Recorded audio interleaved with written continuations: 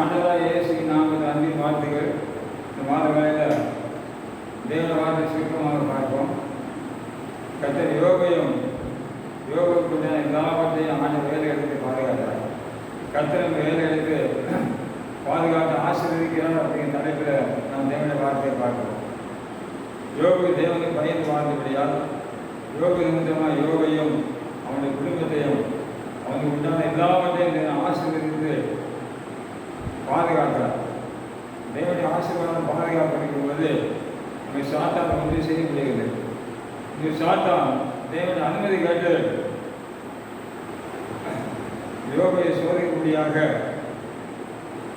கர்த்தரை விட்டு பின்வாங்க செய்யும்படியாக சாத்தான் தேவனுடைய அனுமதி கேட்டு பல சோதனைகளை கொண்டு வந்தோம். ஆனாலும் கூட கர்த்தர் மறுபடியுமாக அவனை ஆசீர்வதித்து அந்த இரட்டிப்பான ஆசீர்வாதத்தை வாசிக்கிறோம். இன்றைக்கு ஆண்டவர் ஏற்றுக்கொண்ட தேவனுடைய பிள்ளைகளுக்கு நம்முடைய வாழ்க்கை நம்மையும் நம்முடைய குடும்பத்தையும் பிள்ளைகளையும் நம்ம வேலைகளையும் நிச்சயமாக வேலை எடுத்து அவர் ஆசீர்வதிக்கிறார், பாதுகாக்கிறார். பிரியமான தேவனுடைய பிள்ளைகளை பழைய ஏற்பாட்டில் ஆதாம் ஏவாள் குடும்பத்தை ஆசீர்வதித்து ஏற்றுக்கொண்டார்.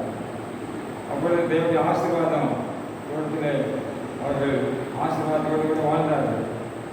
அந்த விசுவாசிய வார்த்தையை கேட்டபடியால் தேவனை கட்டளை மீறி விசுவாசின் வார்த்தையை கேட்டபடியால் அவர்கள் ஏதேனும் திறக்கப்பட்டார்கள், ஆசீர்வாதம் திறக்கப்பட்டார்கள்.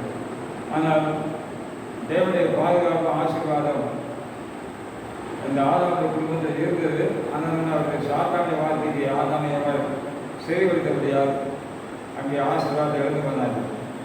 அது அன்றைக்கு ஆண்டவர் ஏற்றுக்கொண்ட தேவனுடைய பிள்ளைகளுக்கு பாதுகாப்பு உண்டு, ஆசீர்வாதம் உண்டு. ஆனால் நாம் விசுவாசிக்க வைக்க கூடாது. பழைய ஏற்பாடு தாவீதை எடுத்துக்கொள்ளும் என்றால் தாவீதுடைய வாழ்க்கையில் அவங்க சாமூகத்துக்கு தரிசியுடைய வார்த்தையை கேட்டு தேவனுக்கு பயந்து வாழ்ந்தபடியால் கர்த்தருடைய ஆசீர்வாதம் தாவீதுக்கும் குடும்பத்துக்கும் இருந்தது. அது மாத்திரமல்ல, தேவன் தாவீதுடைய ராஜ்யத்தை இஸ்ரேல் மக்களையும் ஆண்டவர் ஆசீர்வதித்தார். தாவீதுடைய வாழ்க்கையில் எல்லா யுத்தத்திலையும் ஒரு வெற்றியை கொடுத்தார். தாவீது நாட்கள் விருத்தனை நான் சொல்லி பார்க்கணும். அந்த அளவுக்கு தாவீதுடைய குடும்பத்தில் தேவனுடைய ஆசீர்வாதம் பாதுகாப்பு அங்கே காணப்பட்டது. கோலியாத்து தாவீதை கொல்ல முடியவில்லை. தாவீது சவால் விட்ட கோலியாத்துக்கு தாவீது எளிதாக தேவனுடைய வார்த்தையை விசுவாசித்து வாயில் அடக்கிட்டு தாவீதை ஒரு கவர்மெண்ட் மூலியமாக வீசி கொண்டு விட்டான். அந்த அளவுக்கு தன்னுடைய கிருமையை பாதுகாப்பும் தாவீது வாழ்க்கையில் இருந்தது. அந்த சவுல் ராஜா தேவனுடைய வார்த்தை கீழ்ப்படியாமல் போய் சாமுவேல் சொன்ன கர்த்தருடைய வார்த்தை கீழ்ப்படியாமல் போனபடியால் 1 சாமுவேல் 15ஆம் அதிகாரத்தில் அமலேக்கையும் அவனுக்கு எல்லாவற்றையும் அழிக்கும்படியாக அந்த சாமுவேல் கட்டளையிட்டான். கர்த்தருடைய வார்த்தையை கேளுங்க என்று சொல்லி கட்டளையிட்டான். அந்த சவுல் ராஜா எல்லாவற்றையும் அழிக்காமல் அங்கே பிறப்புகளையும் பிரதானமான ஆடு மாடுகள் எல்லாவற்றையும் பிடித்து கொண்டான்னு சொல்லி பார்த்தோம். ஆகையால் தேவனுடைய வார்த்தையை கீழ்ப்படியாமல் போனபடியால் தேவ ராஜ்யத்தை இழந்து போனான். அவன் ராஜா அப்படிங்கிற சாணத்தை இழந்து போனான். அது மாத்திரமல்ல, ஒரு பொல்லாத ஆவி இந்த சவுலை கலக்கம் பண்ணியதுன்னு சொல்லி பார்க்கணும். ராஜ்யத்தை இழந்து போனான். ஆகிய ஆண்டவர் ஏற்றுக்கொண்ட தேவனுடைய பிள்ளைகள் தனிப்பட்ட வாழ்க்கையில் ஊழியக்காரங்க தீர்க்கதரிசிகளுடைய வார்த்தையை கீழ்ப்படியும் போது விசுவாசத்தை வாழ்க்கையில் தேவனுடைய பாதுகாப்பு ஆசீர்வாதம் தங்கி இருக்கும். இன்னைக்கு சபைக்கு வர வேண்டும் என்று சொல்லி ஊழியக்காரங்க விசுவாசிக்கு ஆலோசனை செய்யும் பொழுது விசுவாசிக்கு சபைக்கு வரும்பொழுது அவர்களுடைய குடும்பத்தில் ஆசீர்வாதம் நிச்சயமாய் தங்கி இருக்கும். சபைக்கு வராதவங்களுக்கு கர்த்தரை ஆராதிக்காமல் கர்த்தருடைய வார்த்தையை கேட்காமல் போனால் பெரியமாக தேவனுடைய அவர்கள் விசுவாசிக்கு இழந்து கொடுக்கிறபடியால் தேவனுடைய ஆசீர்வாதத்தை இழந்து போவாங்க. அதற்கு ஆண்டவரை ஏற்றுக்கொண்ட தேவனுடைய பிள்ளைகள் எப்பொழுதுமே தேவனுடைய ஒரு வேலைக்குள்ளாக தேவனுடைய வார்த்தைகள் இருக்க வேண்டும். அதான் முக்கியமான காரியம். நீதிகளை வாசிக்கிறது நல்ல யோசனை என்னை பாதுகாக்கும் என்று சொல்லப்படுகிறது. இன்னைக்கு தேவனுடைய வார்த்தையின் அடிப்படையில் புத்தி சொல்லும்போது அந்த வார்த்தைக்கு கீழ்ப்படிய வேண்டும். உதாரணமாக குடும்பத்தில் கணவனுக்கு சொல்லக்கூடிய ஆலோசனை புத்திகளை கீழ்ப்படிப்பது அந்த குடும்பத்தில் ஆசீர்வாதம் தங்கியிருக்கும். கணவனுடைய வார்த்தை கீழ்ப்படியாமல் மனைவி தன்னுடைய இஷ்டத்தின்படி செய்யும் பொழுது அங்கே வந்து ஆசீர்வாதத்தில் குறை உண்டாகும். அநேக பிரச்சனைகள் வர ஆரம்பிக்கும். அதே போல கணவருக்கு மனைவி சொல்லக்கூடிய நல்ல ஆலோசனைகளை கணவருக்கு அளிக்கும்போது ஒரு ஆசீர்வாதத்தை பெற்றுக்கொள்ள முடியும். ஆகிய ஒருவருக்கு ஒரு தேவனுடைய பிள்ளைகளாக இருக்கிறபடியால் தேவன் வந்து ஞானத்தை தந்திருக்கிறார். நல்ல ஆலோசனை சொல்லும் பொழுது அதை கேட்கும்போது அந்த குடும்பத்தில் ஆசீர்வாதம் தங்கியிருக்கும். இன்னைக்கு கணவன் மனைவி ஒன்று கீழ்ப்படியாமல் தன்னை இஷ்டத்தின்படி செய்கிறபடியால் பண பிரச்சனைகள், கடன் பிரச்சனைகள், குடும்பத்தில் தேவையில்லாத காரியங்கள் வாழ்க்கையில் வருகிறது. ஆனால் ஆண்டவர் ஏற்றுக்கொண்டவர்கள் மிகவும் ஞானமாக இருக்க வேண்டும். அதே போல பெற்றோர்களுக்கு பிள்ளைகள் கீழ்ப்படிய வேண்டும்.